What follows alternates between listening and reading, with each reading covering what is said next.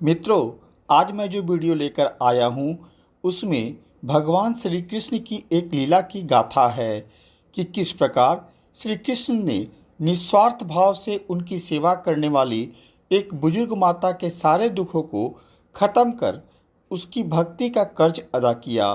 यह कहानी काफ़ी रोचक है। कृपया ध्यान से पूरा सुने और अच्छी लगे तो मेरे चैनल को लाइक, सब्सक्राइब और शेयर अवश्य करें। मित्रों, आपने श्री कृष्ण जी की कई लीलाएं सुनी होंगी। उन्हीं में एक लीला यह भी है। एक गांव में एक गरीब किसान का परिवार रहा करता था, जिसका मुखिया मणिलाल था। उसके परिवार में उसकी पत्नी चैती एवं 2 पुत्र, 1 पुत्री थी। मणिलाल एवं चैती बुजुर्ग हो चुके थे। कहते हैं ना कि गरीब का कोई नहीं होता है। उसी प्रकार इस परिवार का भी गांव में कोई नहीं था, जिसका मुख्य कारण इनका अत्यंत गरीब होना था। मणिलाल काफ़ी बुजुर्ग हो जाने के कारण काम नहीं कर पाते थे तथा रोग ने उन्हें और अपाहिज बना दिया था। घर में सिर्फ एक भैंस थी, जिसका दूध बेचकर घर का सारा खर्च चलता था। चैती भी बुजुर्ग होने के कारण कोई काम नहीं कर पाती थी, परंतु वर्षों बरस से वह गांव के ही एक सेठ के घर बर्तन मांजने का कार्य करती थी। उसे उसने नहीं छोड़ा था। सेठ भी काफ़ी दयालु था। वह कभी भी चैती को विशेष कार्य करने को नहीं देता था। बचपन से ही चैती द्वारा सेठ का पालन पोषण करने के कारण सेठ उसे अम्मा कहकर बुलाता था। सेठ हर समय चैती के ईमानदारी एवं कर्तव्य निष्ठा का मिसाल लोगों को दिया करता था। उधर मणिलाल लाचार थे। दिन रात उनका बिछावन पर ही बीतता था। दूसरी ओर उनकी पुत्री विवाह योग्य हो चुकी थी, परंतु पैसों के अभाव के कारण वह उसकी विवाह की चर्चा कहीं नहीं कर पाते थे। मणिलाल के दोनों पुत्र सेठ के ही जमीन पर काम कर कुछ पैसे कमा लिया करते थे। इन सब बातों को लेकर चैती बहुत उदास रहा करती थी। वह चाहती थी कि किसी तरह अपने पुत्री का विवाह उसके आंखों के सामने हो जाए, परंतु दूर दूर तक इसके आसार उसे नहीं दिखते थे। धीरे धीरे समय कटता गया।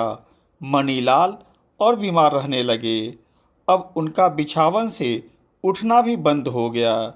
चैती को इस बात की भी बहुत चिंता थी कि उसके दोनों बेटे घर की जिम्मेवारी नहीं समझ रहे हैं। वो जो भी पैसा कमाते उसे खुद में ही खर्च कर देते थे। यही सोच सोचकर चैती रोती रहती थी। लेकिन चैती में एक बहुत खास आदत यह थी कि वह जब भी अपने भैंस का दूध निकालती, उसका पहला निवाला निकालकर पड़ोस के ही कृष्ण जी के मंदिर में उन्हें भेंट करती थी। यह उसका कई दशकों से नियम बना हुआ था। उसमें वह कोई भी कोताही नहीं करती थी। चाहे जितना भी विकट परिस्थिति हो, वह कृष्ण जी को दूध भेंट करने जरूर जाती थी। एक दिन सुबह सुबह मौसम काफ़ी खराब था। चैती नियमानुसार दूध लेकर कृष्ण जी के पास जा रही थी। रास्ते में भयंकर आंधी तूफान आने के कारण उसे रुकना पड़ गया।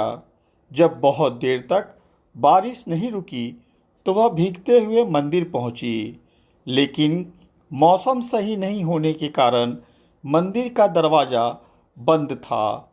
चैती काफ़ी निराश हुई कि बहुत दिन से चला आ रहा नियम उसका टूट जाएगा अगर वह कृष्ण को दूध नहीं दी तो। साथ में उसे सेठ के घर भी पहुंचना था। यही सब सोचकर वह मंदिर के दरवाजे पर बैठकर रोने लगी। बारिश भी और तेज होने लगी। रोते हुए चैती की दृष्टि मंदिर के दूसरे कोने पर गई, जहां एक बच्चा पूरा भीगा हुआ था और ठंड से कांप रहा था। चैती के पास बुलाने पर वह रोने लगा। पूछने पर बताया कि वह दूसरे गांव से यहाँ आ गया है और रास्ता भटक जाने के कारण सुबह से यहीं बैठा है। चैती उसे एक पेड़ के नीचे बैठाकर अपने आंचल से उसके सर को पोंछने लगी और कहा कि चिंता नहीं करो, बारिश रुकते वह उसे गांव तक पहुंचा देगी। बातों ही बातों में बच्चे ने बताया कि वह सुबह से कुछ नहीं खाया है, उसे काफ़ी तेज भूख लगी है। उसकी यह व्यथा सुनकर चैती सोच में पड़ गई कि उसके पास जो दूध है वह उसके कृष्णा जी के लिए है। अगर वह दूध बच्चे को पिला देगी तो उसके कृष्ण भूखे रह जाएंगे। वह करे तो क्या करे। उसे जब कुछ समझ में नहीं आया तो वह कृष्णा जी से क्षमा मांगकर उस बच्चे को दूध पिला दी।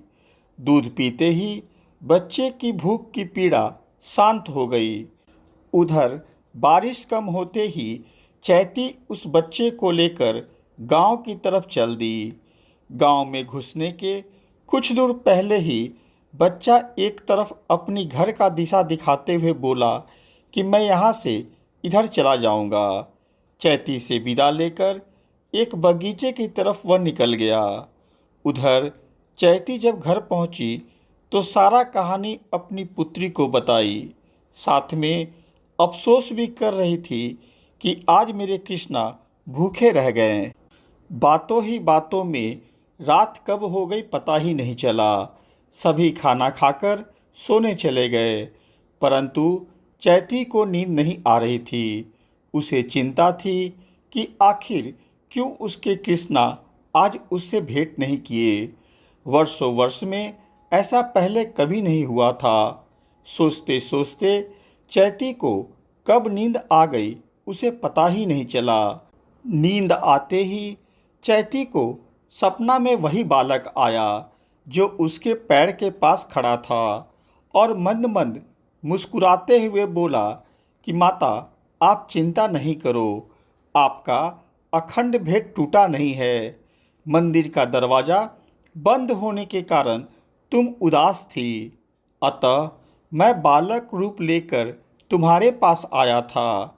मैं अगर वास्तविक रूप में आता तो तुम घबरा जाती, इसीलिए रूप बदल कर मैं आया था।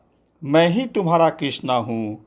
तुम्हारा भेंट मुझे मिल चुका है और मैं जानबूझकर तुम्हारे साथ आया ताकि बारिश के कारण जो रास्ते खराब हो गए थे उसमें तुमको कोई परेशानी न हो। मैं तुम्हारी श्रद्धा भक्ति से बहुत प्रसन्न हूँ तथा तुम्हारी हर समस्याओं को मैं जानता हूँ। तुम चिंता नहीं करो, शीघ्र ही तुम्हारा कल्याण होगा। इतना कहकर वह बच्चा चैती की नज़रों से सपनों में ओझल हो गया।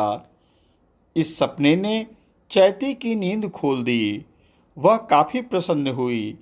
सपने के ठीक 2 दिन बाद सेठ ने खबर भिजवाकर चैती को अपने घर बुलवाया और कहा कि अम्मा, तुम कल से यहाँ काम करने नहीं आना। हम सब अब शहर में हमेशा के लिए रहने जा रहे हैं। यह सुनकर चैती निराश हो गई कि एक रोजगार भी था तो वह अब खत्म हो गया। चैती को चिंतित देखकर सेठ हंसने लगा और बोला, अम्मा तुम निराश नहीं हो। मैं शहर जा रहा हूँ तो वहाँ मैं अपनी सारी भैंसों को लेकर कहाँ जाऊँगा, इसीलिए तुम हमारी सारी गाय और भैंसों को उपहार समझकर लेती जाओ। साथ ही तुम्हारे पति और तुमने जो लंबे समय तक ईमानदारी और कर्तव्य निष्ठा से हमारे परिवार की सेवा की हो, उसके बदले दान के रूप में वो 3 बीघा जमीन भी तुम रख लो जिस पर तुम लोग पहले से काम करती आ रही हो। अम्मा, मैं चाहता हूँ कि हमारे यहाँ से जाने के बाद तुम्हें किसी प्रकार का कोई कष्ट नहीं हो। सेठ की यह बात सुनकर चैती रोने लगी। सेठ ने कहा कि अम्मा, मैं तुम्हारा बेटा नहीं हूँ, लेकिन बेटे की तरह हूँ। तुमने मुझे पाला पोसा है, उसी का मैं फर्ज अदा कर रहा हूँ। वहाँ से आने पर चैती ने यह बात अपने परिवार के सभी सदस्यों को बताई। परिवार में खुशी की लहर दौड़ पड़ी कि अब हम सबको गरीबी का मुंह नहीं देखना पड़ेगा। तब चैती ने अपने परिवार के सदस्यों को बताया कि यह सब मेरे कृष्णा के वजह से संभव हो पाया है। उन्होंने सपने में आकर दिन परिवर्तित होने का आश्वासन दिया था और 2 ही दिन के बाद हम लोग की किस्मत खुल गई। इस प्रकार श्री कृष्ण ने गरीब बूढ़ी चैती का कल्याण कर दिया। मित्रों, मेरे द्वारा जो कृष्ण भक्ति फल की लीला आपको सुनाई गई, वह यदि अच्छी लगी हो तो कृपया मेरे चैनल को लाइक, सब्सक्राइब और शेयर अवश्य कर दे। साथ में बेल बटन भी दबा दे ताकि आगे आने वाली वीडियो की सूचना आपको मिल जाए। धन्यवाद।